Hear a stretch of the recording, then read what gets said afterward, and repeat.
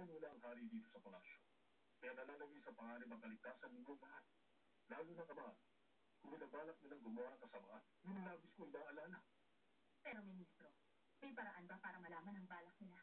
Meron po. Kaya hiniling ko na makausap kayo, kamahal. Sa tulong ko, magagawa natin silang pigilan. Nais mong tulungan kita? Kung maaari sana, mahal na rin. Ang ating buong sandatahan. Hawak ngayon ng Ministro Jamon. Ganun na nga po, Lady Sophie. Kaya hinahinala ang mga kilos nila, kaya ako nag-aalala.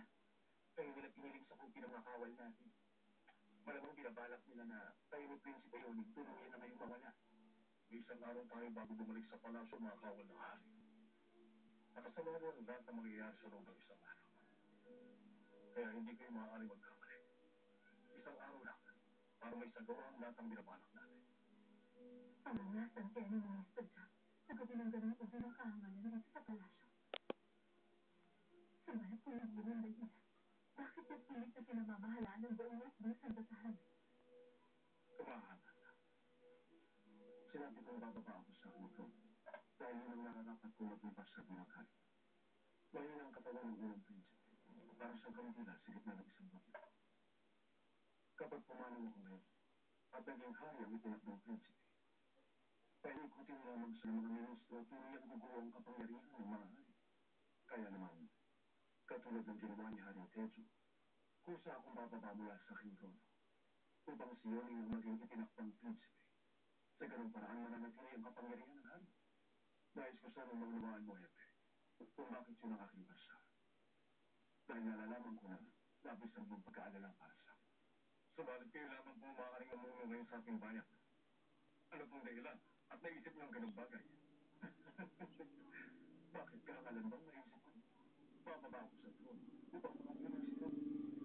Bakit talaga? Bakit pa rin sa inyo sa buong daigdig? Alam mo, nagulog ang hari ang nagigana ng mundo.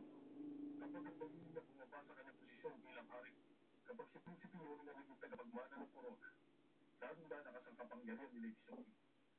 Pag nangyari, tunay na tayong babagsak, Ministro. Ito na ang pagkakataon natin. Upang mailigpit si Lady Sophie at si Prinsipe Yoning ng malinis at walang hadlang.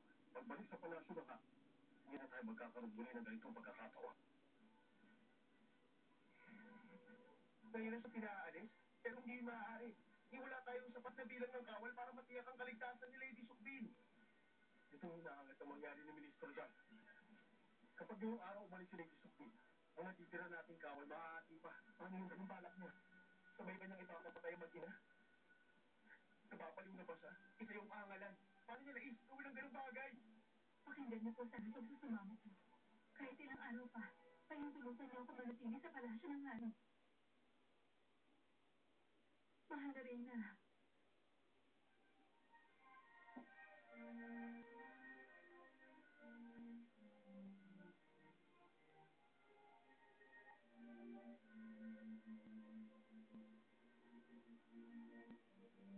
Ano pong nangyari, kamahalan? Ano pong sabi sa inyo ng mahal na rin na? Maganda ka sa pag-iisas mo. Ha? Kung gano'n, kailangan na talaga natin palitin sa palasyo ng hari?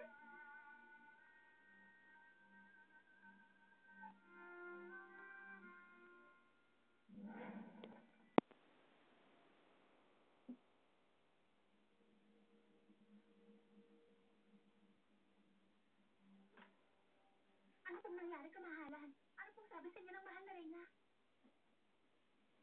Maganda ka na sa pag-iisas mo. Ha? Kung gano'n, kailangan na talaga natin palitin sa palasyo ng hari?